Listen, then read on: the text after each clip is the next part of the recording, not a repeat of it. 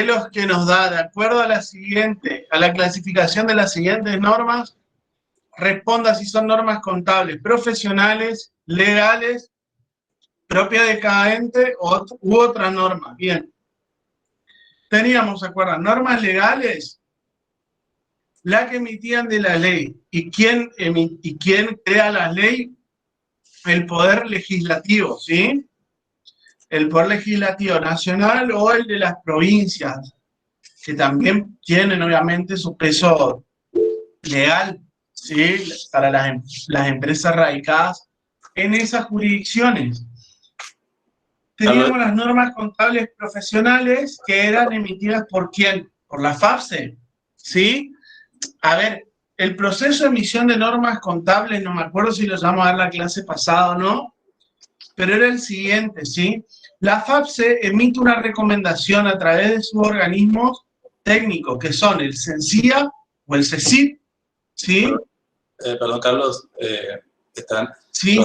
Están preguntando a los chicos por qué empezamos por el 2.2 y no por el 2.1. Porque el 2.1 es verdadero o falso de tarea. Ah, bueno, está. Dale. Además, estos ejercicios son sencillos y preferimos dar un ejercicio de estos y que los otros dos le queden de repaso, más que nada son de repaso teórico, les va a servir, ¿sí? Quizás igual, no. Igual ahora vemos por arriba. Exacto. Para los que hicieron, a ver qué dudas tienen. Exactamente.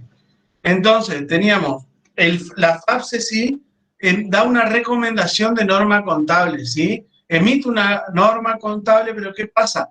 Esa norma contable la tiene que aprobar cada CEPSE, ¿sí? Cada consejo profesional de cada provincia es quien decide si esa norma tiene validez en su jurisdicción o no, ¿sí? O sea, la FAPSE emite a través de sus organismos técnicos podríamos decir, una recomendación de norma contable, que esa norma contable sale con un número, RT17, RT41, RT55, RT100.000, si llega a ver, ¿sí?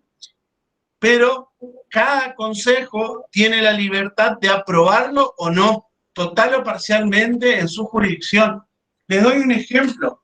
Cuando se entró en vigencia la RT17, todos los consejos lo habían adoptado, excepto uno, que era Cava.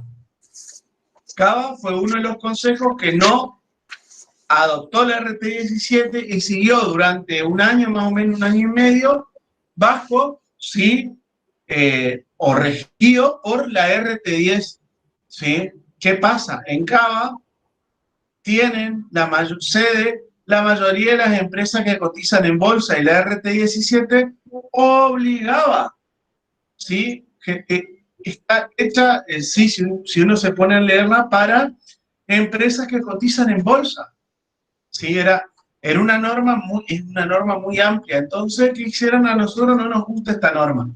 Si ustedes leen a Biondi hasta da a entender que uno de los temas por la cual Cava se había ido, ¿sí? Y no aplicaba la RT17, se había ido a la FAPSE, era que eran cuestiones políticas, pero contablemente era que la RT17 no incluía, ¿sí?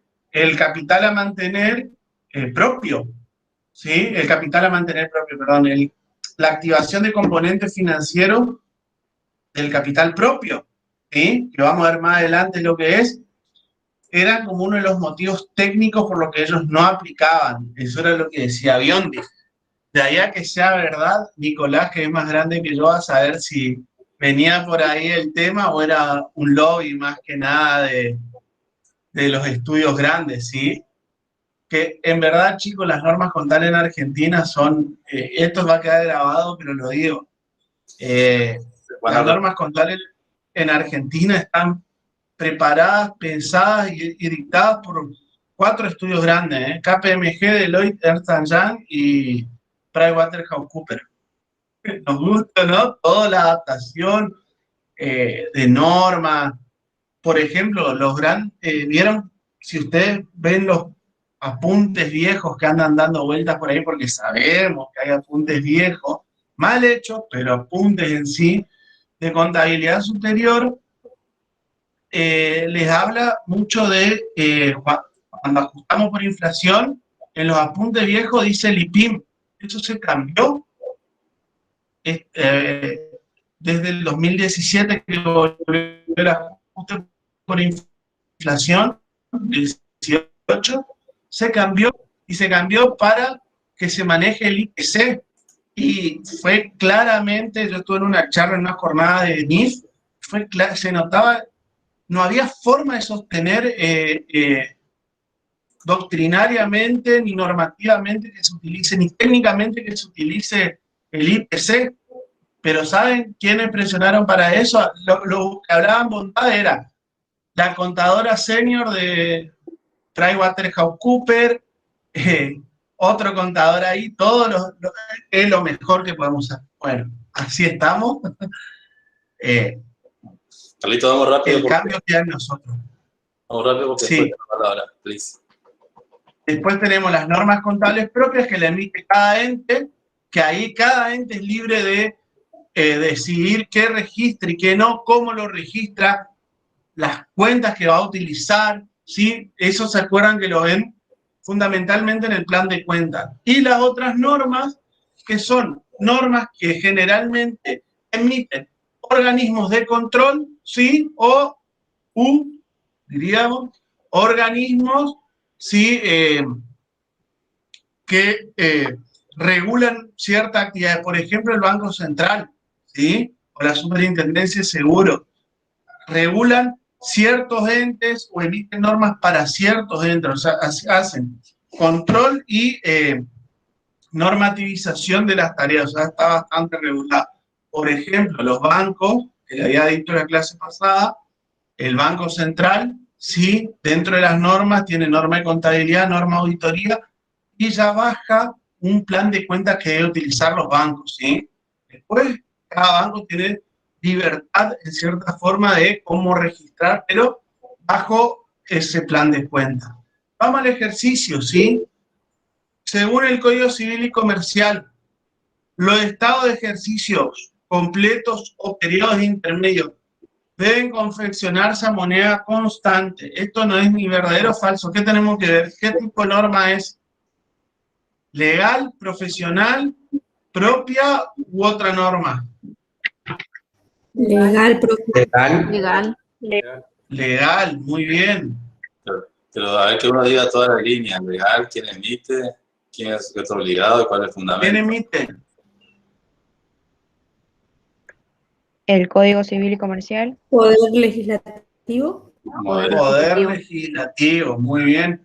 El poder legislativo es quien emite las normas. ¿Y quiénes están obligados? ¿Quién está obligado a llevar contra?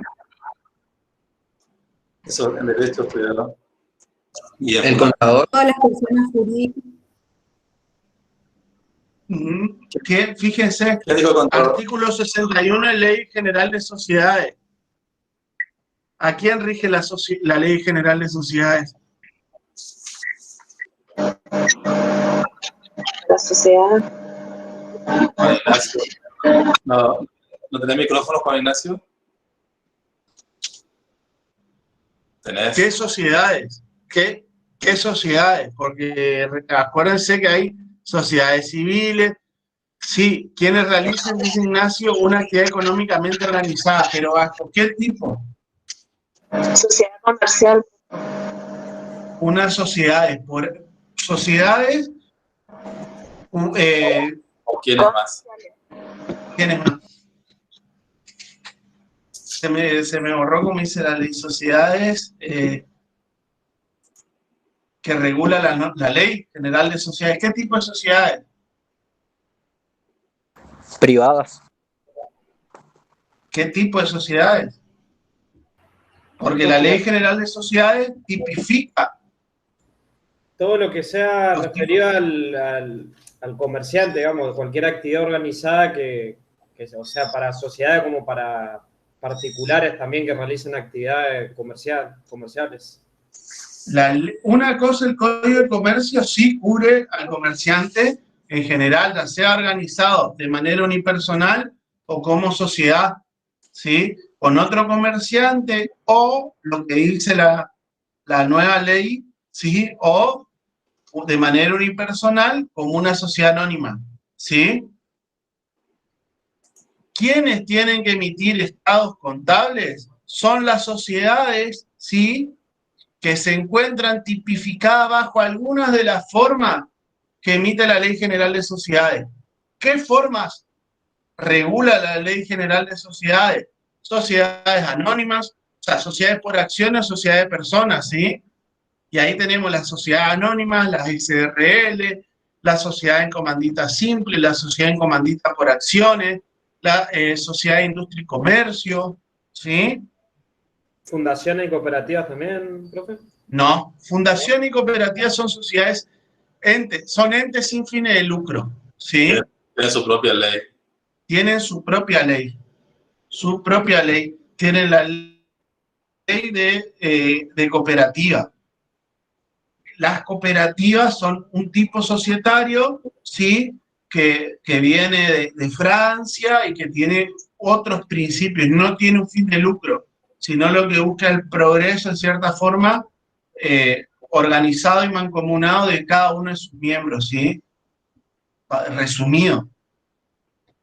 Entonces, sujetos obligados tenemos comerciante o ente emisor de los estados contables, ¿sí?, que esté acá, falta, ¿sí?, comprendido bajo la Ley General de Sociedades. ¿Por qué el comerciante pone solamente ahí el ejercicio? Porque existen hoy, ¿sí?, a partir del año 2015-2016, existen lo que son las sociedades anónimas simplificadas, ¿sí?, donde puede ser, donde se arma un tipo de sociedad con un solo socio, mínimo se necesita un socio. Entonces el comerciante ya no pone todos sus bienes, responde por la totalidad de sus bienes al servicio de la sociedad, sino que destina parte de sus bienes, o sea, limita su responsabilidad al capital aportado, ¿sí? Antes no se podía porque tenía que haber 2 o más socios. ¿Y por qué es esto? Perdón, Carlos, y el Código de Comercio también dice que los comerciantes matriculados tienen que llevar estados contables y lo tienen que hacer, como dice la Ley de Sociedades, de moneda constante.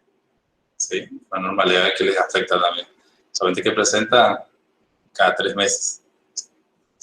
Exacto. Ahora ya, no voy a decir como escuchó una vez un colega que dijo que no se usaba más el comerciante solo, porque existía la Ley General de la SAS, pero es un instrumento muy útil para el comerciante, ¿sí?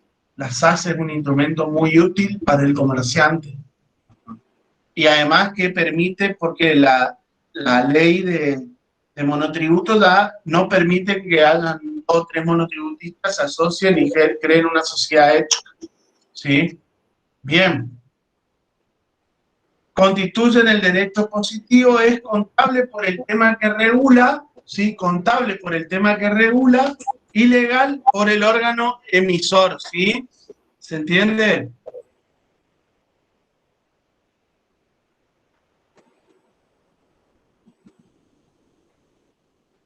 ¿Estamos? ¿Seguimos? Sí. Sí, profe. Vamos con el segundo punto. Los empleadores deben llevar el libro especial del artículo 52 de la Ley de Contrato de Trabajo, registrado y rubricado en las mismas condiciones que se exigen para los libros de comercio. ¿Norma? ¿Qué tipo de norma? Igual. ¿Legal? ¿Contable? ¿Quién dijo igual? ¿Belén? No, ese...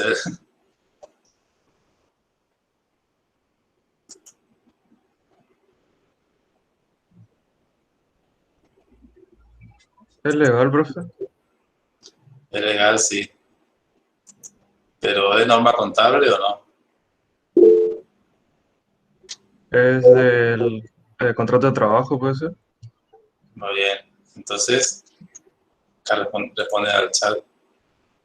Los que responden al chat no tienen micrófono. Lorena, ¿no tenés micrófono?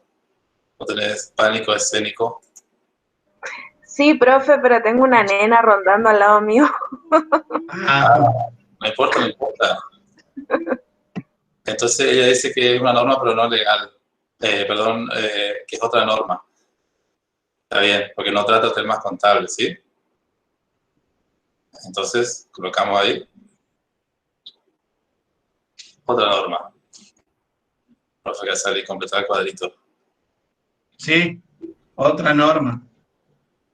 Pero ¿Quién me emite? quedó ahí está, otra norma. El Poder Y después, Legislativo. ¿cuál es el ente emisor? El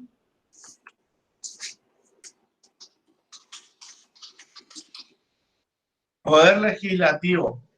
¿Quiénes están obligados? ¿Todos los entes o quiénes? Los que tengan empleado en relación de dependencia. Exacto, quienes tengan empleados en relación de dependencia. Uno puede tener una empresa y no tener empleados en relación de dependencia porque las tareas las realiza uno o es una empresa familiar donde trabajan sus familiares, ¿sí? El hijo, padre-hijo, esposa, ¿sí? Que es muy común. Y no obligan, ¿sí? Al ente que no tiene empleados, ¿sí? No tratan aspectos contables, ¿sí? Porque tratan aspectos legales. O como si yo no tengo empleado en relación de dependencia, no me va a obligar contablemente, ¿sí? Vamos al tercero. La circular CONAU 1241 del Banco Central se refiere a las normas mínimas sobre auditorías externas, sobre control interno. Auditoría externa de control interno. ¿Qué tipo de norma es? Circular del Banco Central. Normas contables legales, ¿puede ser? Otras normas le pusieron. Son legales por el ente, hoy yo les dije mal otras normas, le dije. Son legales por el ente que lo emite, ¿sí? Porque lo obliga. Sí, Lincoln. Acuérdense que legales son las que emiten el Estado, o sea, el Poder Legislativo, el Ejecutivo y los órganos descentralizados, ¿sí? En este caso, el Banco Central. El Banco Central es un órgano, diríamos, descentralizado independiente del Poder Ejecutivo, independiente pero dependiente, ¿sí? Porque en definitiva el que tiene que cumplir las políticas monetarias. Bien, es un órgano de control con facultades delegadas. ¿Quién le delegó las facultades? El Poder Legislativo, ¿sí? A través del Poder Ejecutivo. Son dos poderes trabajando juntos, creando un órgano que tiene ciertas facultades de su ley de creación, ¿sí? Bien, ¿quiénes son los obligados?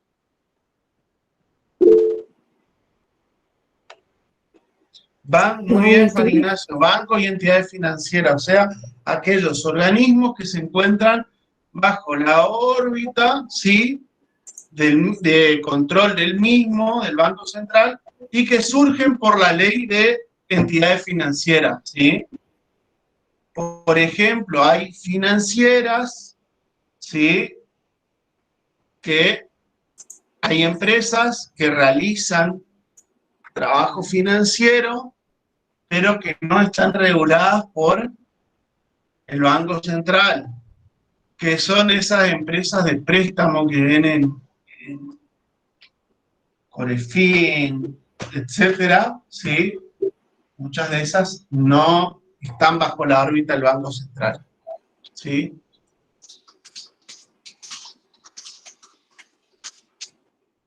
Es contable por el tema que regula, ¿sí? Y legal por el órgano emisor. Si les toca trabajar en un banco, legalmente tienen que cumplir las normas que dice el Banco Central, y el Banco Central ya regula en términos contables, ¿sí? Porque da lo que yo le dije, cada circular, cada memorando tiene. Es más, estas normas mínimas sobre auditoría, ¿sí? Externas sobre control interno, los bancos los tienen que cumplir. Si no lo cumplen, tienen sanciones, ¿sí? La RT26 establece que las NIF se aplican obligatoriamente a la preparación de estados contables de entidades incluidas en el régimen de oferta pública de la 17811, de la ley 17811. ¿Qué tipo de norma es? Contable Contable Contable profesional. profesional. Contable profesional.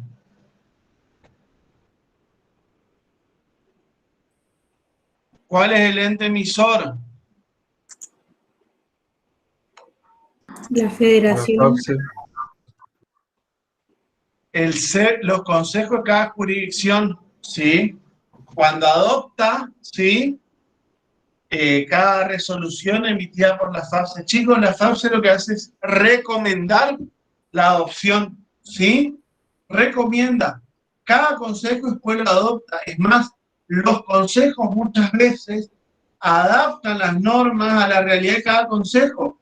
A veces dicen, bueno, las normas decían desde junio a diciembre se hace tal cosa, y desde enero las empresas que inician ejercicio en enero del 2022 van a evaluar de tal forma. Cada consejo puede estudiar, ¿sí? Por la realidad de la matrícula y la realidad de la contabilidad de esa jurisdicción, decir, bueno, no, vamos a adelantar o vamos a posponer 6 meses, un año, la aplicación de esa norma, ¿sí?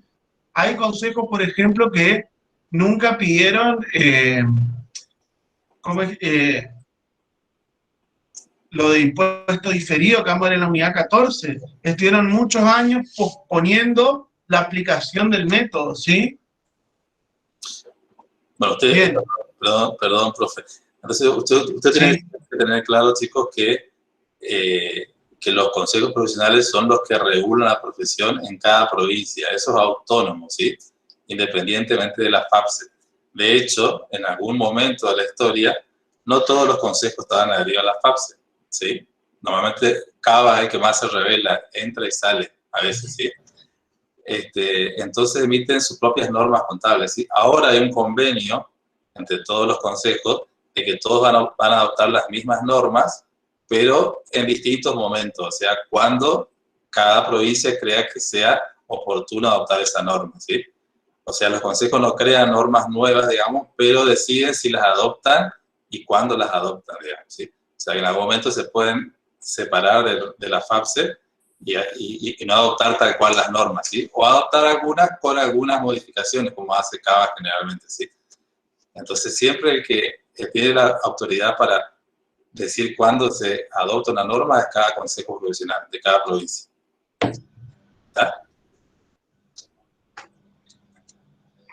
Bien, ¿quiénes van a ser los obligados?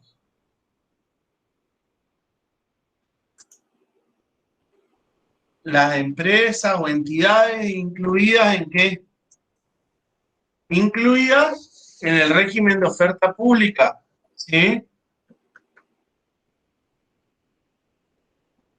Y es contable, ¿sí? Por el tema que regule, por el ente emisor, ¿sí? Profesional por el ente que emitió. ¿Se entiende? Edenor, empresa.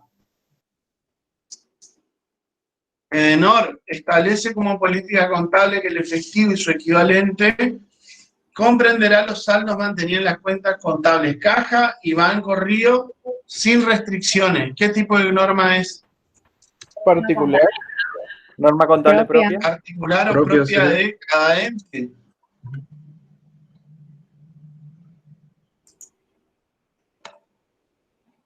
Propia de cada, quedó acá.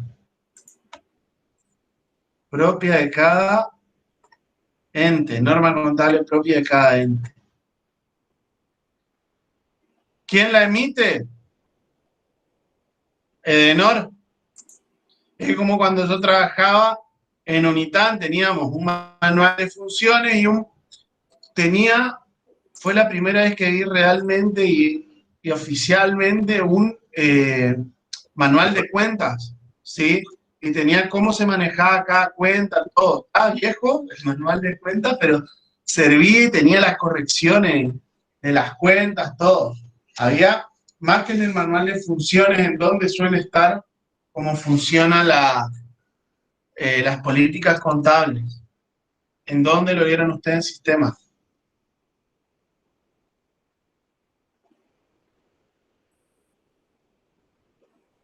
¿Qué preguntó, profe? Me perdí. ¿En dónde estaban cómo funcionaban las cuentas? Las En el políticas manual de contables. Manual de cuentas. En el manual de cuentas, y más que en el manual de emisiones y funciones, en el manual de cuentas. Sí, ahí estaba el plan de cuenta, cada cuenta y cuándo se editaba y cuándo se acreditaba, o hasta el significado de su saldero, porque es importante el análisis de cuenta y no le daban bola en primer año, si habrán sufrido después. Bien, ¿quién está obligado? ¿Sí? Los contadores de Edenor solamente, ni Edesur ni ninguna otra empresa. Es contable por el tema que regula y propia por la empresa, ¿sí? Por el ente al que alcanza, ¿sí? Sí, Porque sí. en el caso de Sí, sujeto, Nico.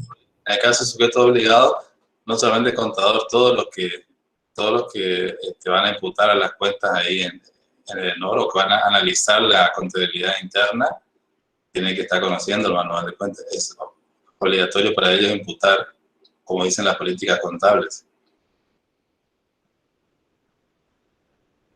Es distinto a las RT, que es aplicable, es obligatorio para los contadores. Las normas internas son aplicables para cualquiera que haga contabilidad o que interprete dentro de la empresa. ¿Sí?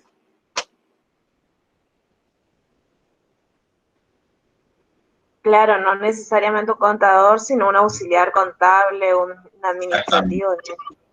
Exacto. O los niveles finales. Nosotros en ese le habíamos puesto encargado del sector contable de Endenor. Bien, muy bien, también el encargado del sector contable. Está Sí. bien. Muy bien. Ahora, la Resolución General 2584 del 2009, la FIP, establece la prórroga del impuesto a la ganancia por emergencia agropecuaria.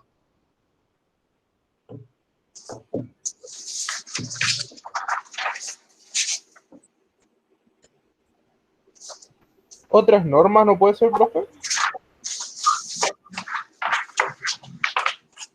Otras normas, bien. ¿Quiénes están obligados? ¿Quién aprueba, perdón?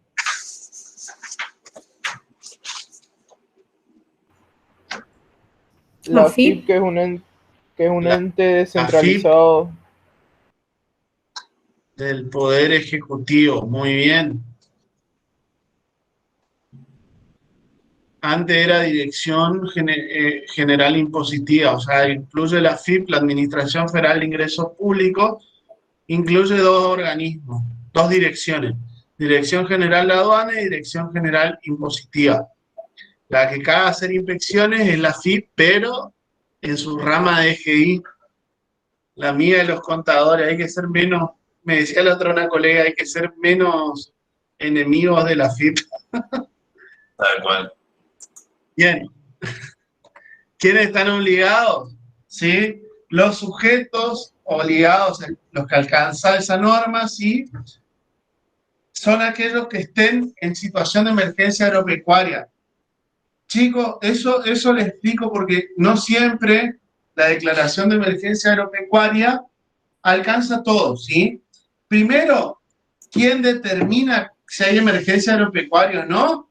Es el Poder Ejecutivo Ejecutivo, a través de un decreto de necesidad y urgencia, determina se nota que trabajo en la Cámara de Diputados para aprender esto, determina la emergencia agropecuaria.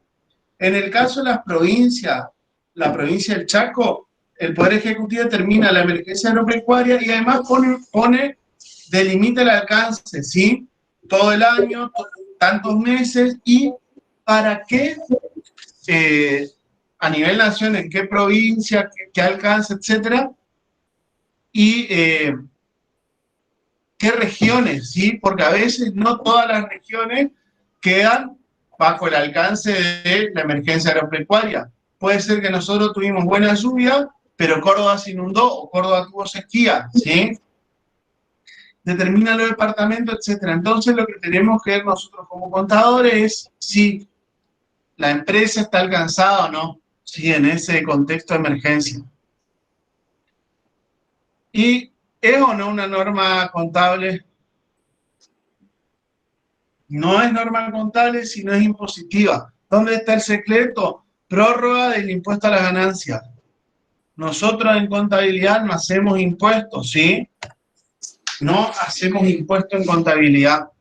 Entonces, las empresas no están obligadas, ¿sí? a registrar, registran lo que hizo el sector de impuestos, ¿sí? Pero el sector contable no interviene, sí, liquidando impuestos. ¿Se entendió? El subsistema, dirían en sistemas. El subsistema de impuestos, ¿quién liquida impuestos? Después la realidad, chicos, a veces pasa que el subsistema contable es el subsistema impuesto, el subsistema tesorería, va a depender siempre del ente. El estudio contable, el contador, es subsistema auditoría, subsistema contable, subsistema impuestos, subsistema recursos humanos. Somos un gran subsistema por 4.000 pesos por mes. Con suerte. Para las pymes. Para una pyme. Con suerte. Si lográs negociar. Pero bueno. Eso es Chaco. Así. Eso es Chaco, sí. Bien, ¿hasta acá alguna duda? Los otros ejercicios son verdadero o falso. El primero, a ver, voy a dejar de presentar, lo vamos a hacer oral. Bien, ¿qué dice? Analizar la siguiente afirmación e indicar si las considera verdadera o falsa, fundamentando en ambas situaciones la respuesta seleccionada. Bien, ¿qué nos dice? El nuevo Código Civil y Comercial contempla para los comerciantes que en caso de incumplimiento reiterado de las normas contables pueden sancionarlo hasta con la cancelación de la matrícula de comerciante. ¿Esto es verdadero o falso? Falso. Falso. Falso, bien. ¿Por qué? Las normas contables no contemplan castigar incumplimiento, pero sí contempla castigar por las consecuencias por no hacerlo. Sí, muy bien. Muy bien. Bien, afirmación. Se entiende para la disciplina contable que forman parte de su sistema normativo el conjunto de normas emanadas del Poder Legislativo, tanto nacional como provincial.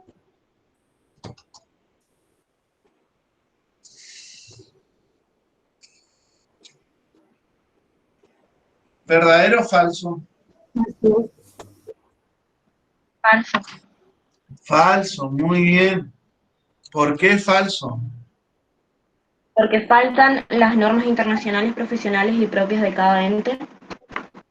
Muy bien, y las que emiten la FAPSE.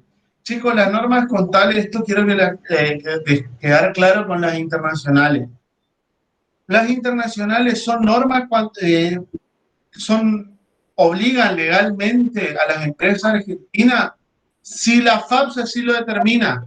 O sea, si la FAPSE emite una resolución técnica que adopte esas normas. Hoy estamos, si ustedes vieron la teoría, leyeron o o lo que sea, vieron los videos, lo que hayan encontrado por ahí. Es más, en mi canal de YouTube está completamente abierto los videos. Ustedes, ¿sí? Pueden ver que las normas, ¿sí? Las NIF, perdón, las normas contables internacionales, solo son normas si la adopta cada país. Y la única forma de adoptarla que tenemos nosotros es que la FAPS emite una resolución técnica. Y a su vez que cada consejo adopte esa resolución técnica. Si no, es un cuerpo normativo internacional que quizás a las empresas argentinas no las afecta, ¿sí? Es más, Japón no utiliza las normas internacionales de contabilidad. ¿Y qué? ¿Ustedes no van a comprar una empresa japonesa? ¿O no van a invertir en una empresa japonesa? ¿Se entiende? Es una cuestión de homogeneización de la información financiera. Información contable. Bien, seguimos. Entre las razones que justifican la existencia de normas está el establecer criterios uniformes sobre temas vinculados a la evaluación, el reconocimiento y exposición en la disciplina a nivel local. Lo mismo sucede con las normas internacionales. ¿Verdadero o falso?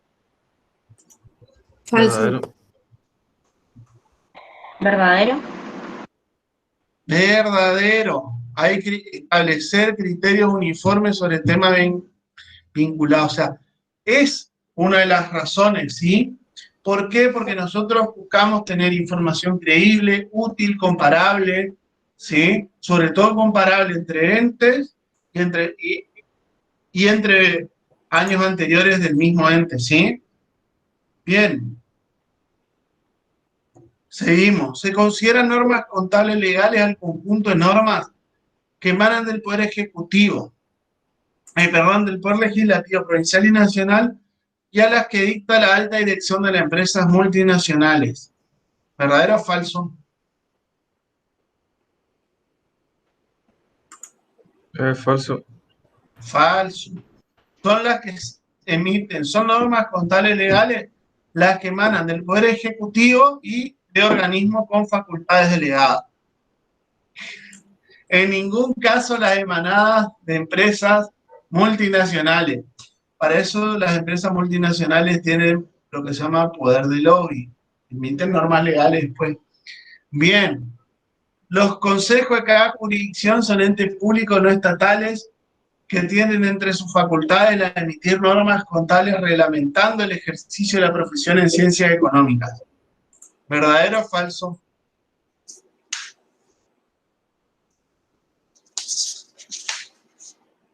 Verdadero. Verdadero, profe. Verdadero, muy bien. Son los únicos. Es así la organización. Ente de primer grado, consejo profesional de cada jurisdicción, se agrupan, ¿sí? Y crean un organismo de segundo grado que es la Federación de Consejos, ¿sí? O la FAPSE. Bien. Nico. Sí. Todo tuyos. Todo mío.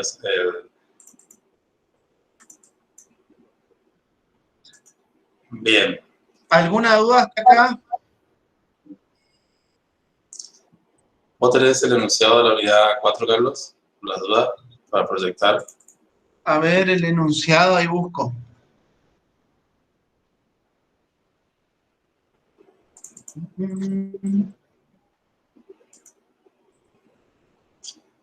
Bueno, ¿pueden bajar la guía de trabajo práctico de la unidad 4? ¿O la quieren bajar ahora? Así la leemos al enunciado para poder comenzar a hacer la solución. El profesor Casali me dejó todos los números a mí. No tengo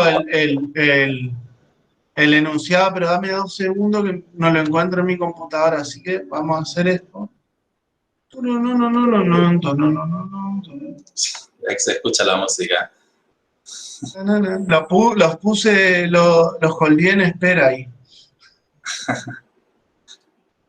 Bueno, chicos, ¿pueden bajar algunos del enunciado, sí? ¿Cómo se llama la unidad 4? ¿Los? Costos. Los costos, muy bien. Si lo bajamos a ella. A mí me gusta que hablen. así interactuamos, porque en la clase presencial hablamos entre todos. La vida dulce S.A., sí, tal cual. Esa vamos a hacer ahora. Pero fíjense que antes de la unidad 4, antes del ejercicio tenemos un glosario, ¿sí? Que nos recuerda algunos conceptos que los vamos a recordar ahora por si no vieron el video que los profesores de teoría les dijeron que vean, ¿sí? ¿Sí? Juan Chocobarbo, ¿no tenés cámara? No, profe, no. Ahora no tengo la nota. Me intimida esa foto que me estás mirando así de reojos. Para la próxima la cambio, no hay problema. Ahí ya le estoy... Bueno, dice, entonces vamos a leer, dice, esto es un repaso de teoría que necesitamos para hacer el trabajo práctico, ¿sí? Dice, punto 1, costo de incorporación. Incluye el precio de compra, impuestos no recuperables, costos vinculados con el traslado, flete, seguro, etcétera, y erogaciones realizadas por la función compra. Todo eso incluye el costo de incorporación, ¿sí? Son datitos que tenemos que tener claro. Acuérdense que ustedes para el examen van a tener un banco de preguntas teóricas también, ¿sí? Tanto en el final como en los parciales. Nos preguntamos todas estas cosas, ¿sí? Vamos a repasar. Número 2, costo financiero. Dice, es la diferencia entre el costo del bien o servicio y la suma a pagar al proveedor. Son los causados por el mantenimiento de pasivos monetarios. ¿Sí? Entonces, la diferencia, ahí si quieren aclaren en la guía, la diferencia entre el costo del bien, ¿sí? De contado, ¿sí? O sea, entre el precio de contado y lo que realmente le pagamos al proveedor. ¿Sí?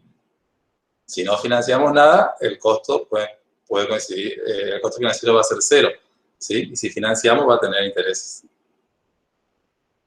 Costeo directo o costeo variable incluye solo los costos variables incurridos en la producción, como materia prima, mano de obra directa y gastos generales de fabricación variables. Acuérdense, ¿cuándo un costo era variable? El costo variable aumentaba de forma directamente proporcional ¿con qué? Con el nivel de producción. Con el nivel de producción, muy bien. Y el otro, el contrario del costo variable, era el costo Fijo. fijo, muy bien. Que producíamos lo que producíamos y se mantenía el mismo importe, volumen. El punto 4, costeo completo. Dice, incluye los costos variables y la proporción de los costos fijos de producción que puedan atribuirse. Entonces, costeo directo o costeo variable, acuérdense siempre, directo o variable, es lo mismo. Y costeo completo incluye los dos, el variable y la porción de costos fijos. Después, estos dos conceptitos que siguen son importantes, ¿sí? Que lo distingamos bien, ociosidad e improductividad. Ociosidad es un concepto relacionado con la ineficiencia en el uso o subutilización de la capacidad de planta, o sea, con los costos fijos. En estos casos, la imputación de estos costos deberá efectuarse con cargo a resultados. O sea, que la ociosidad se vincula siempre con los costos fijos, no variables, ¿sí? Quiere decir, nosotros si nos llevamos a producir todo lo que produce la planta, tenemos que unos costos fijos que no se vinculan con la producción, sino con la falta de utilización. Se tiene que ir al estado de resultado. En cambio, la improductividad es un concepto relacionado con el uso ineficiente de los costos variables. O sea, por ejemplo, ociosidad con costos fijos, improductividad con costos variables, que pueden ser considerados para imputarlos al costo del producto, ya que en todos los procesos productivos existe un desperdicio normal. ¿Sí? Cuando hay un desperdicio normal, o una improductividad, lo podemos imputar al costo del producto y lo vinculamos con los costos variables. Bueno, eso más todo lo que aprendieron en teoría y lo que aprendieron también en contabilidad de fundamento en sistema, que se acuerda que el costo del sacrificio económico, bla, bla, bla. Bueno, en base a todo eso, vamos a hacer este ejercicio 4.1 de vida dulce, o sea, que lo vamos a ir leyendo ahora. Aprovechen que ahora lo vamos a leer nosotros porque en las clases presenciales le hacemos leer a los alumnos. De paso practican lectura. Con el objetivo que el alumno sea capaz de asignar costos, cuantificarlo y determinar el destino de improductividades y ociosidades. Vida Dulce S.A. es una fraccionadora de azúcar que se encuentra radicada en la Ruta Nacional número 14, en jurisdicción de la provincia de Corrientes, inscripta en IVA. Compra las materias primas a un ingenio radicado en Las Toscas, Santa Fe, y rollos de 300 metros de envases de polietileno a todo bolsas en resistencia. Cada rollo permite envasar, fraccionar 1.200 kilos. La capacidad normal instalada permite fragmentar en bolsas de 1 kilo de 80.000 unidades por mes, por lo que se prevé la incorporación de 1.600 bolsas de 50 kilos de azúcar por mes. Entonces esto de las 80.000 unidades, la capacidad normal tenía que ver con cuál de los conceptos que vimos antes, de los 6 conceptos, o del quinto y del sexto, con la productividad o con la sociedad. ¿O sociedad? Muy bien, dijimos la sociedad tenía que ver con la capacidad. Los costos fijos.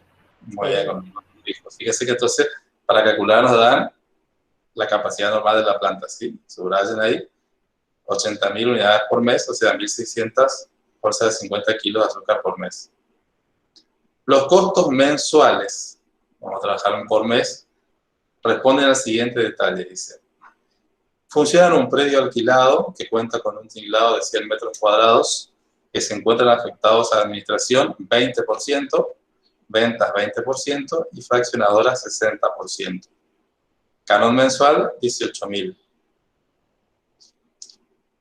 Cuenta con 2 empleados asignados de la siguiente manera.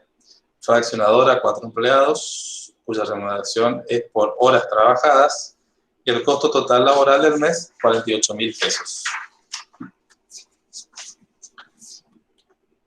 Profe, vamos bajando. Profe Carlos, vamos bajando el... Administración y comercialización, 4 empleados, siendo la remuneración mensual total de 60.000 pesos. Maestranza y seguridad de todo el predio, 2 empleados en cada sector, siendo la remuneración mensual total 40.000 pesos. En el corriente mes se han incorporado al proceso 1.600 bolsas de 50 kilos de azúcar refinada de primera calidad, costo de reposición unitario, 200 pesos, IVA, 42 pesos, total 387.200. 68 rollos de polietileno, costo 90 pesos, IVA 18,90, total 7.405,20. En cuanto a los bienes de uso, tenemos 4 rubros, 4 cuentas. Rodados, posee una camioneta Ford F100 modelo 2010, costo de incorporación 180.000 pesos, se utiliza para transporte de materia prima de ingenio a fábrica en un 60% y 40% para el reparto de clientes. Vida útil estimada 300.000 kilómetros, total de kilómetros recorridos en el mes 18.000. Zorra hidráulica XXL para ser utilizada para el traslado de las bolsas de azúcar del depósito a la línea de proceso. Costo de adquisición 24.000, vida útil estimada 5 años, no se prevé valor de recupero. Tercero, envasadora automática Albio, costo de adquisición 600.000 pesos, vida útil estimada 2 millones de unidades, capacidad normal de producción, de nuevo 80.000 unidades de 1 kilo cada una. Muebles y máquinas de oficina, todas afectadas a administración y ventas, costo de incorporación 20.000, vida útil estimada 5 años. Otros costos, imputación a administración 20%, ventas 20% y fraccionadora 60%. Son los siguientes: servicio de agua por medidor, servicio del mes 3.200, energía eléctrica 6.000, combustibles 13.500, otros gastos fijos de producción 1.500, hasta combustible 22.700 total. El 31 de agosto, el encargado de planta presenta el siguiente parte de fabricación con las novedades siguientes. Se han retirado del proceso 10 bolsas de 50 kilogramos por encontrarse con un alto nivel de humedad que las inutiliza. Se considera infrecuente este evento, dadas las condiciones de aislamiento del depósito. Se han perjudicado 7 rollos de polietileno de 300 metros por falta de la costura lateral. No es habitual que se produzca tal falla. se fraccionaron 75.000 kilos que se encuentran en stock en condiciones de ser vendidas. ¿Cuál es la tarea solicitada? Primero, clasifique y cuantifique los costos fijos y los costos variables imputables a la producción del periodo. Segundo, ¿cuál es el tratamiento a dar a ambos tipos de costos de acuerdo a la teoría doctrinaria con normativa vigente aplicable, RT 17? Tercero, cuantifique el activo y las ociosidades e improductividades del periodo. Nos tiran así un ejercicio en el parcial. ¿Por dónde empezamos? Por clasificar los costos en fijos y variables. Identificar todos los costos que nos dicen y clasificarlos. Muy bien. Entonces, a ver, ahora puedo dejar de proyectar, profe, y proyectar yo. Entonces, ¿quién dijo eso? ¿Uriel? Yo, Juan Cruz Díaz Bravo. Juan Cruz. Juan Cruz, ¿cuáles serían costos fijos? ¿Cuáles serían variables? Entonces, vamos anotando eso. Por ejemplo, el alquiler. El alquiler es un costo fijo. El alquiler es un costo fijo. ¿Por qué? Porque independientemente de la producción, vas a gastar lo mismo en alquiler, no te va a bajar el alquiler porque no tengas plata, ojalá. Muy bien, pero acuérdense, sí, muy bien, el alquiler es un costo fijo, ¿sí? Acuérdense que imputamos nada más que un porcentaje a la planta de producción, ¿sí? ¿Sí? Entonces, a ver si me permite, vamos a presentarla, vamos a ir haciendo ya.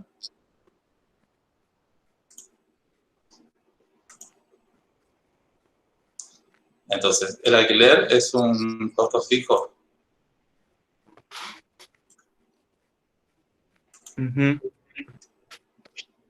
¿Sí?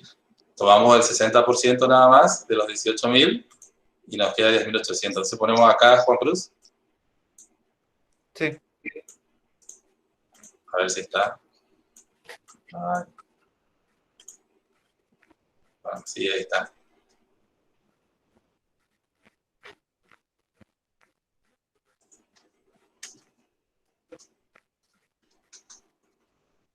Bien, después, el resto.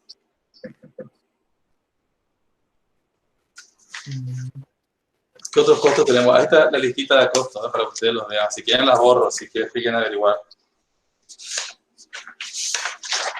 La mano de obra. ¿Qué dice la mano de obra?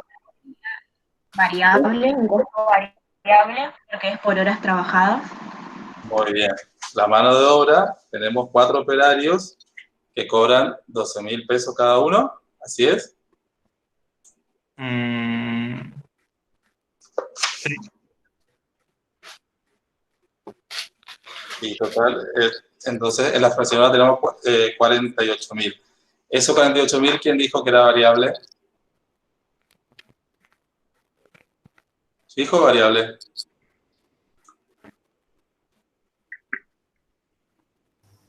Variable. Variable, muy bien. Mire que el programa yo le puse una estadística que después me tira unas métricas que dice quién habló, quién no habló, quién participó, quién escribió. Así, eso me pidió la contadora Marín para el final. Ella, en el final, de acuerdo a eso, aunque ustedes no crean, les evalúa. ¿No es cierto, Carlos, que pidió las métricas para saber quién participa? Sí, a ver quién participa, quién no. Antes tenía una estadística ella de ¿te acordás? con qué profesor cursaste, las notas, y servía esa estadística después para la nota final. Si iba a clase, si no iba a clase, los profes antes tenían mucho más trabajo. Bueno, ahora queda todo. Ahora ya hay que... Ahora el Moodle también. Ahora está todo automatizado. Muy bien, después tenemos 4 empleados de administración y comercialización. ¿Sí? ¿Eso integra el costo de la producción o no? No integran, profe. No. Directamente nos ponemos el cuadro porque no integra, ¿sí? ¿Y los de maestranza y seguridad?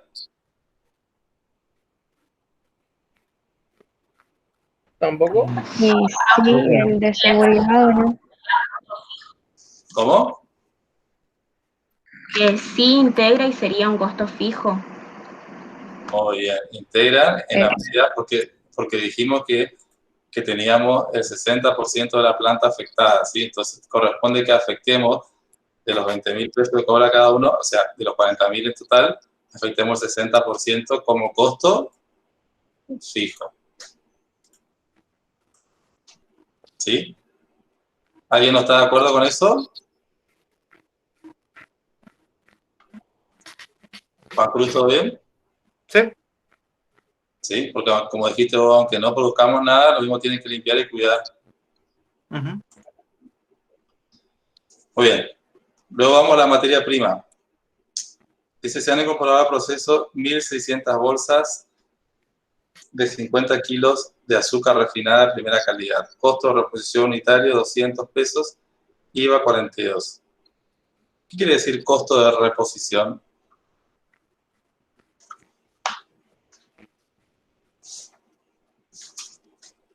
El valor del mercado en ese momento, ¿El valor? de mercado, Sería el, mercadería en ese momento. Muy bien. ¿Cuánto nos cuesta comprar en ese momento la mercadería? ¿Sí? Pues nosotros ya teníamos hace mucho, no tenemos que poner el valor histórico, sino el valor que cuesta al momento de incorporarse al proceso de la mercadería, ¿sí? sería el valor corriente, profe. Un valor corriente de entrada, ¿sí?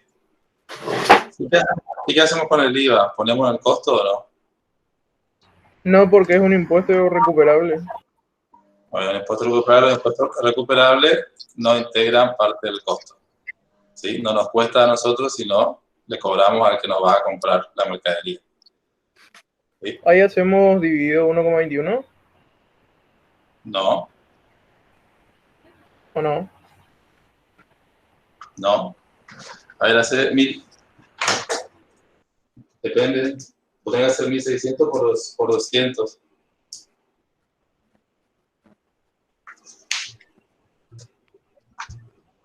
$320.000 sí, sería. Sí, sí.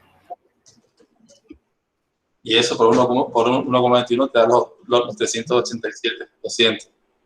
¿Se entiende? Sí, sí, profe. Eso, bueno, espera que voy a poner los títulos y resultado. 1.600 por 200, 320.000, ¿sí? No ponemos los 387 porque eso sí incluye en el IVA. Puede hacer, si querés, 387, 200 dividido 1.21. ¿Y esto qué es? ¿Fijo o variable? Variable. Variable. Esto sin duda es variable, ¿sí? Porque depende de la producción. Muy bien. Si no producimos nada, no consumimos ninguna bolsa. Y con los rollos pasa igual. Se consumieron 68 rollos a 90 pesos 90. cada uno. Todo esto igual está en el video, ¿eh? Solamente que en el video, si usted le pregunta, el profesor no le contesta. Pero presten atención igual porque lo estamos resolviendo, no estamos haciendo tutoría de lo que está en el video, ¿eh? Ojo, Claro. está resolviendo el profe. Como yo le decía, esta vez no le pudimos avisar porque no teníamos los foros armados, pero para la próxima clase, que la vamos a tener el miércoles de la semana que viene, ya le vamos a avisar qué ejercicio tienen que ver. Seguro tienen que ver los que le siguen a esto, ¿sí? El 4.2, 4.3. ¿Sí? Que lo vamos a resolver ahí rapidísimo porque ustedes son re inteligentes. Ustedes sabían que los más inteligentes nomás pudieron cursar este año, así que nosotros vamos a ser más exigentes también. Bueno, sigamos. Bueno, y acá aparecen las improductividades. ¿Qué decíamos de la improductividad? Que se relacionaban con los costos variables o con los costos fijos. ¿Variables? Variable. Con los costos variables. ¿Y cuándo teníamos que sacarla del costo?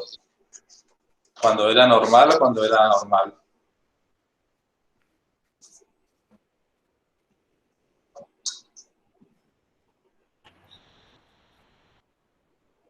¿No dijimos eso?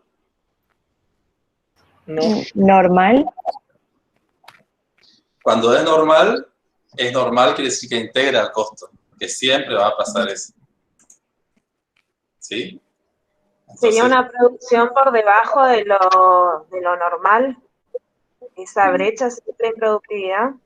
no, eso para la sociedad, la capacidad normal, ¿sí? Pero después, en la producción hay desperdicios normales, por ejemplo, de la papa, para hacer papa frita se tira la cáscara, ¿sí? Sin embargo, en la receta dice 1 kilo de papa con cáscara. Es un desperdicio normal, ¿sí? Pero hay otros desperdicios que son improductividades, que no son normales, sino por el mal uso de los elementos, ¿sí? Acá nosotros nos aclara, dice, se considera infrecuente este evento, dice, en el caso de las 10 bolsas. En el caso de los rollos, dice, no es habitual que se produzca tal fallo. Entonces, quiere decir que no es habitual que se rompan los rollos y no es habitual tampoco que se tiren las bolsas, ¿sí? Entonces, al no ser habitual, tenemos que restar esa improductividad del costo, ¿sí?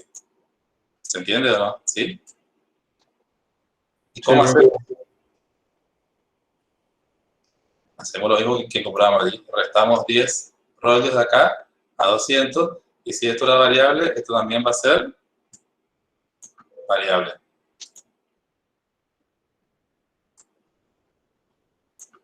Acá lo mismo, restamos 7, esto 90, también va a ser variable.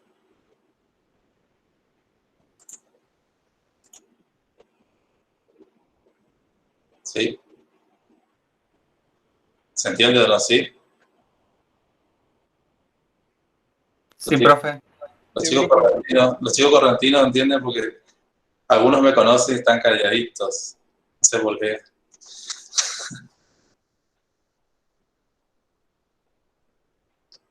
Bueno, sigamos entonces. ¿Qué pasa con los rodados? Porque acá tenemos que repasar todo lo del sistema. ¿Se acuerdan de las planillas de amortización y demás? Bueno, dice que tiene una camioneta F100 modelo 2010. Costo de incorporación, 180.000 pesos. Se utiliza para transporte de materias primas de ingenio a fábrica en un 60% y 40% para reparto de clientes. La vida útil estimada es de 300.000 kilómetros. Total de kilómetros recorridos al mes, 18.000. Esto ustedes saben hacer de memoria porque vieron muchísimos sistemas, ¿sí? ¿Cuál es el valor amortizable?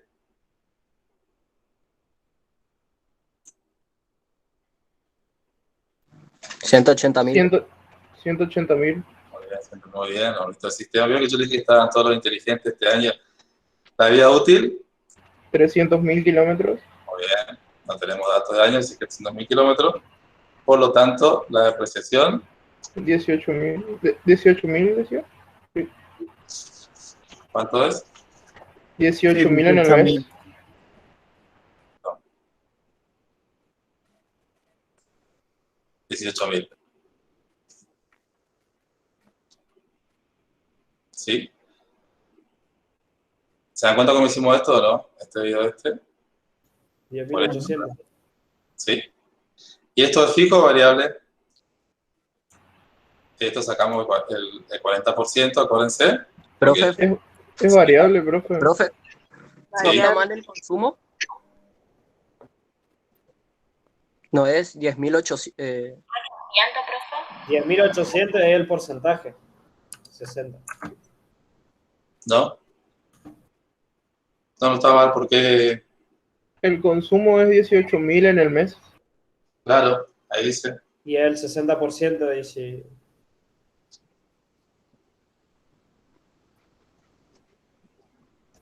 No, sí está bien, profe. Me confundí yo, ¿no? ¿Entendiste cómo eso lo explicamos o no?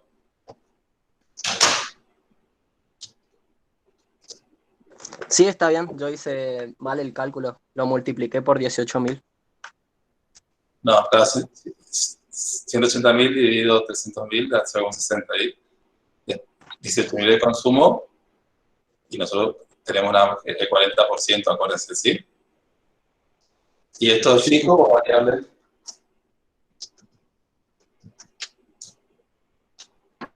Variable. Variable. Muy bien.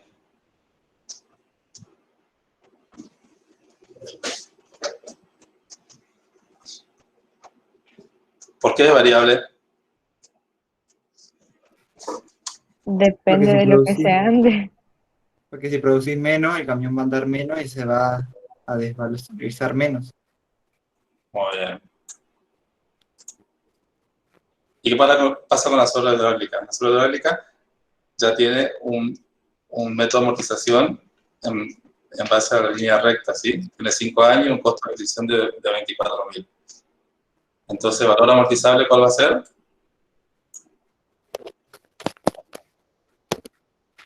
$24.000, la vida útil de 5 años, por lo tanto, la depreciación va a ser ¿qué porcentaje? O qué importe en este caso, mejor dicho. 4.800. 4.800. Muy bien, 4.800. Nosotros tenemos acá el consumo de un mes, nada más, acuérdense. Esto nos da la ampliación anual, ¿sí? Entonces dividimos por 12 y nos da 400, ¿sí?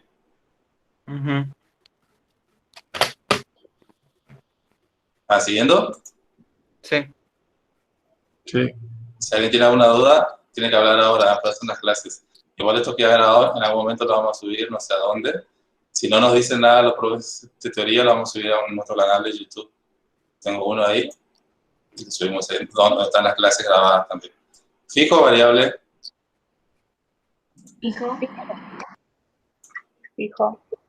¿Por qué fijo? Porque independientemente de la producción se va a depreciar mensualmente por el método de la línea recta. Muy bien. Acuérdense que el método de línea recta siempre es fijo. ¿Sí? Aunque no produzcamos nada. Por eso es que dicen que es el que menos refleja la realidad, pero es el más usado.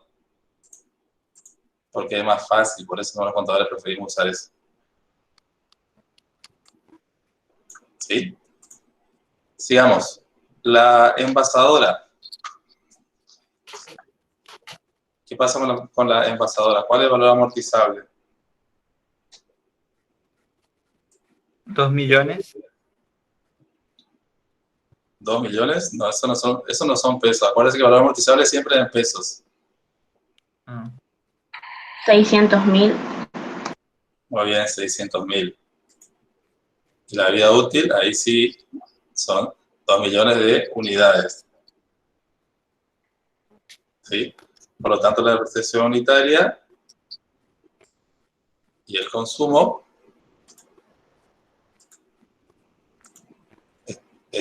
esta dividido esta, 0,30, consumo 75.000,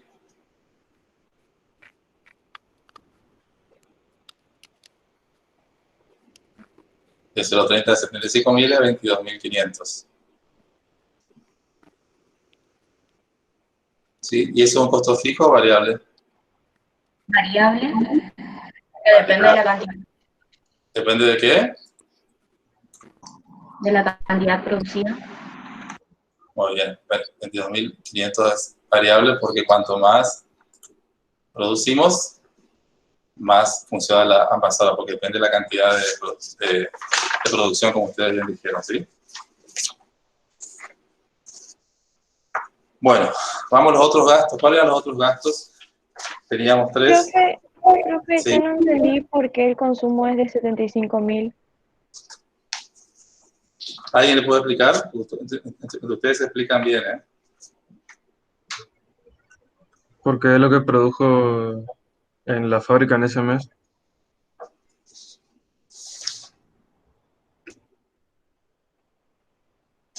Bueno. Siempre Gracias. miren esto, en los ejercicios de producción de costos, ustedes tienen una capacidad instalada, una capacidad normal y lo que produjeron. ¿Por qué es importante ver lo que produjeron y la capacidad normal y la instalada para ver las ociosidades que va a calcular el profe después ahora, ¿sí? Sí. Y siempre sí, Nick. En el planteo está eso, no sé quién preguntó. El último puntito dice que se fraccionaron 75.000 kilos. Por eso sacamos 75.000. Gracias, profe, gracias. Eso sería la herencia. Bueno, ¿cuáles eran los otros gastos que teníamos? Energía eléctrica, combustible y agua. ¿Ubican en el planteo eso? Sí. Dice que de eso se imputan 20% a administración, 20% a venta y 60% a la fraccionadora. Entonces nosotros tenemos que imputar el 60%, ¿no? Vamos a hacer acá los cálculos. O sea, vamos a mostrar los cálculos que ya están. ¿Sí? Este era el total y este es el 60%, ¿sí? Que da 13.620. ¿Estos costos 13.620 son fijos o variables? Variables. No, pero usted tiene que decir por qué, porque si no... Son variables porque si se produce menos, se necesita menos energía, menos combustible, etcétera, etcétera. El nivel de consumo. O al revés, si se produce más, se necesita más. Sí. Sí. Es que yo tengo así el ejemplo de Argentina y es como que tiende a producir menos cada vez. ¿Cómo eso, Juan? ¿De dónde sacaste eso? ¿Te querías ir a Miami también vos? A Miami no, pero a Uruguay me conformo. Bueno, recibiste pronto, entonces mete todos los parciales rápido. Bueno, cargamos acá. Bueno, y luego tenemos otros gastos generales de producción, dice, que son 1.500. Otros gastos fijos de producción, 1.500 pesos, ¿sí? Bueno, ella nos dice que son todos de producción y que son fijos. ¿Sí? Así tendrán que ser todos los nombres. ¿Cómo? Así tendrán que ser todos los nombres, más intuitivos. ¿Que le den todo resuelto ya? Igual, miren que esto es la introduccióncita a contabilidad superior, ¿eh? Se lo habrán dicho los alumnos de años siguientes que esta materia es bastante potente, ¿sí? Entonces esto todavía es una caricia para la inteligencia. Después se va complicando cada vez más. Pero todo se puede. Total de costos fijos, sin ociosidad. ¿Qué habíamos dicho de la ociosidad? Acá sumamos costo fijo y costo variable. ¿Qué habíamos dicho de la ociosidad? Que teníamos que incorporar al costo o al estado de resultados. Los resultados. Al estado de resultados. Entonces lo tenemos que sacar de acá si es que hay ociosidad. ¿Y cuánto decíamos que había ociosidad cuando la capacidad de producción era menor que la capacidad normal de la planta? En este caso, ¿es menor o es mayor? ¿O es igual?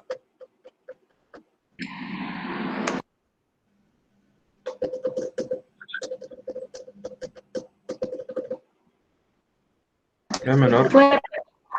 Muy bien, produjimos 75. Sí, ¿cuándo tenemos que sacar la ociosidad del costo? Cuando la producción era normal, igual o mayor que la de planta. La producción verdadera. Acá se produjo ¿cuánto? 75.000 dijimos. ¿Y cuál es la capacidad de producción de la planta? 80.000. 80.000. Entonces quiere decir que hay 5.000 pesos, sí, 5.000 unidades que hay que imputarlo al estado de resultado porque es una ociosidad, ¿sí? No puede integrar el costo. ¿Cómo se hace eso? Vamos a ver ahora. Primero calculamos el porcentaje de ociosidad. Vamos aquí, a ver si sale. ¿Sí? ¿Cuánto es 75.000 sobre 80.000? ¿Cuánto le da esto? ¿Tiene calculadora? A 0,9375. 80.000, chicos, ¿qué es? Pregunta examen. ¿Qué es capacidad instalada o capacidad normal? Capacidad normal. Capacidad normal. Capacidad normal. ¿Qué es la capacidad normal? ¿Qué se entiende por capacidad normal de planta? Es aquella que nos permite atender a nuestra demanda, como dijo el profe hoy. ¿Sí? Bien. Y los 75.000 es lo que produjimos. Bien. Ahí terminale, Nico. Quiere decir que producimos el 93%, 93,75% de nuestra capacidad, no el 100%. Entonces la diferencia entre el 100 y el 93,75% nos va a dar el porcentaje de ociosidad, que es 6,25%, ¿sí? 0,0. Una pregunta, ¿cómo calculó eso? Porque a mí me da 0,88. ¿Qué cosa? El porcentaje. Y depende, ¿vos estás haciendo en Excel o en la calculadora? En la calculadora. A mí me da 0,9375, ¿verdad?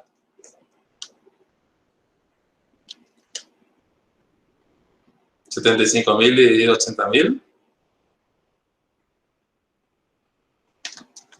Sí, está bien, yo no me confundí.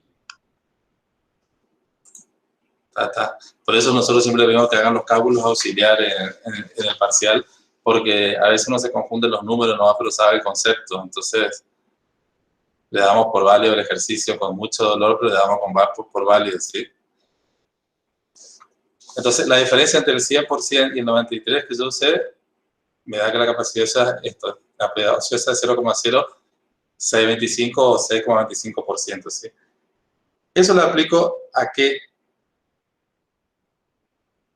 para saber qué porcentaje tengo que mandar, qué importe tengo que mandar al estado de resultado. ¿Con qué dijimos que se vinculaba la capacidad, la ociosidad, con los costos fijos o con los costos variables? Los costos fijos. Fijos. Con los costos fijos, ¿sí? Entonces esto lo voy a aplicar al costo fijo total, que es este. Multiplicamos 0,0625 por 37.700, me tiene que dar 2.743,75.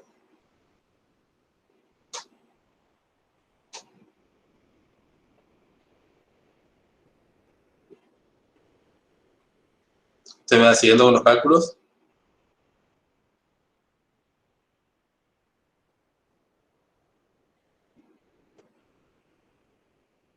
Le multiplicamos al 36.700, ¿no? Sí. 2.293,75. A mí también me da diferente, 2.293,75. No, perdón, tiene razón ustedes. Da 2.273. O sea, la hora de la siesta. ¿Así le da 2.293,75? Sí, profe.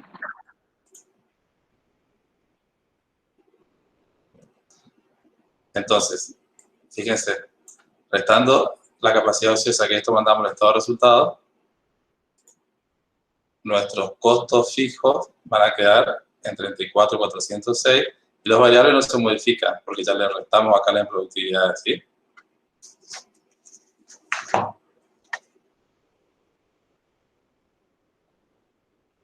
¿Se entiende eso? Hacemos 36.700 menos los 2.293,75, me da los 34.406,25, que ese sería mi costo fijo total, y los 414.090 es mi costo variable total, ¿sí?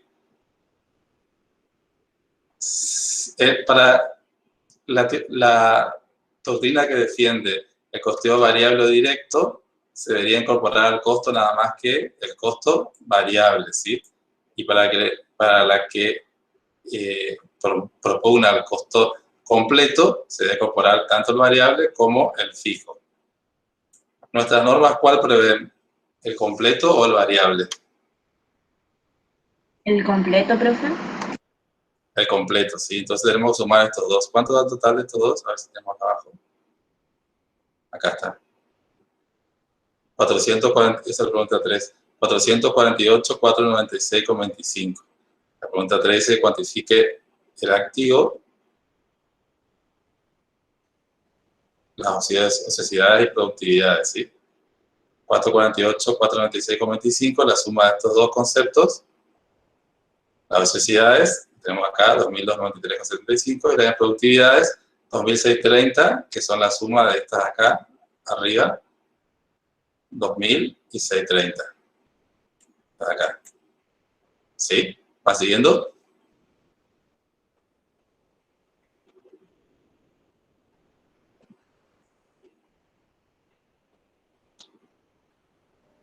Profe, ¿y la improductividad se resta también?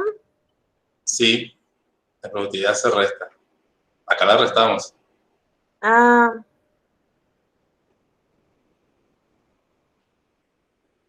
Cuando no son normales, ¿eh?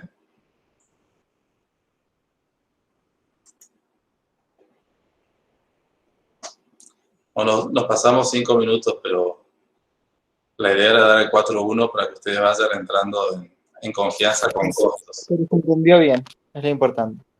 Y además porque también queríamos salir un poco de la teoría, porque en realidad todo teoría y un poco aburre por ahí. ¿Sí? Vamos a ver si le quedó alguna duda de esto. Igual, acuérdense que tienen el link, que lo pueden ver allí, el profesor lo explica muy bien también. Lo explica en 16 minutos, nosotros tardamos 40. Pero, la idea es que acá vayamos despacio, digamos, ¿sí? En el video te lo van a poder ver muchas veces. Voy a dejar de grabar. ¿Alguna duda de esto?